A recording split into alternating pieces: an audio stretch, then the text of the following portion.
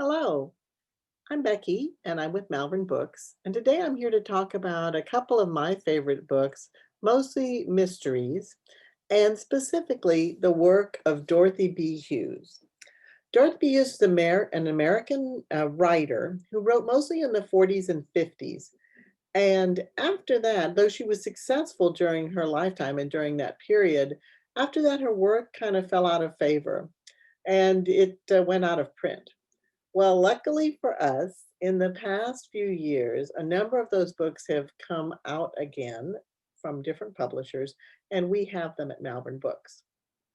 So, a few of the ones that I want to talk about. The first one is the first book that Dorothy B. Hughes the first novel that she ever wrote, and it is called The So Blue Marble.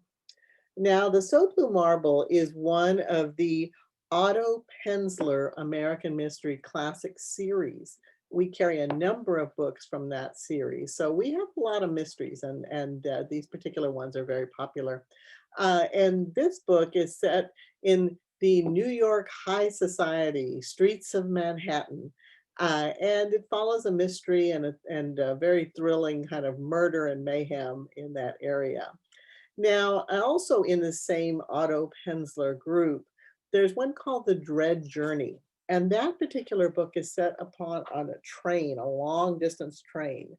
Much like Murder on the Orient Express, that book goes into trying to solve the mystery. And there's an air of urgency, of course, to solve it because you have the quickly approaching destination. So the train setting is always popular, and no less so with The Dread Journey. Now, the next two books that we have that we're going to talk about are ones that are from the New York Review of Books Classics. The New York Review of Books Classics it's a wonderful publisher, and they bring up a lot of wonderfully done things. And two of those are ones I'm going to talk about now. One is The Expendable Man, and The Expendable Man was the first book I ever read by Dorothy B. Hughes. And I have to say, it just blew me away. I was so impressed by the quality of the writing and her ability to capture the mood of a scene just so succinctly and just so well. This is a real suspense filled novel, and it sets us up to try to solve a murder mystery when we know that our hero is, in fact, innocent. And last but not least, and this is really my favorite of all the Dorothy B. Hughes books, it's called In a Lonely Place. And this particular book is one that I found just chilling. There are so many parts of it that really were terrifying to me, but one in a wonderful way. And there's one short passage that was really my favorite, and I felt is really indicative of how she can take something very simple and really, I know it made the hairs on the back of my neck stand up. So I'm going to read just a real short passage here. And keep in mind, this particular book is set on the streets of San Francisco. So you've got the fog and that beautiful setting against the water, but this fog that rolls in at night. He didn't follow her at once. Actually, he didn't intend to follow her.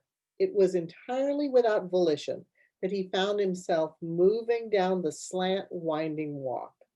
He didn't walk hard, as she did, nor did he walk fast, yet she heard him coming behind her. He knew she heard him, for her heel struck an extra beat, as if she had half stumbled, and her steps went faster. He didn't walk faster. He continued to saunter, but he lengthened his stride, smiling slightly. She was afraid. Oh my gosh, isn't that incredible? Dorothy B. Hughes, my my favorite current author that we have in the store. I just love her to pieces. And this particular book, In a Lonely Place, was made into a movie in the 50s starring Humphrey Bogart. The movie is nothing whatsoever like the book, but it's a great movie. So highly recommend if you get a chance to see that. But for Armadillo Con, in honor of Armadillo Con 42 here in 2020 with the virtual conference. We'd be thrilled to talk to you more about mysteries and the work of Dorothy B. Hughes and anything in our store. If you call and mention Armadillo Con, you get 20% off anything and everything in the store. So give us a call at 512-322-2097. That's 512-322-2097. And we'd be happy to take your order and deliver you up curbside service for that. Thank you so much.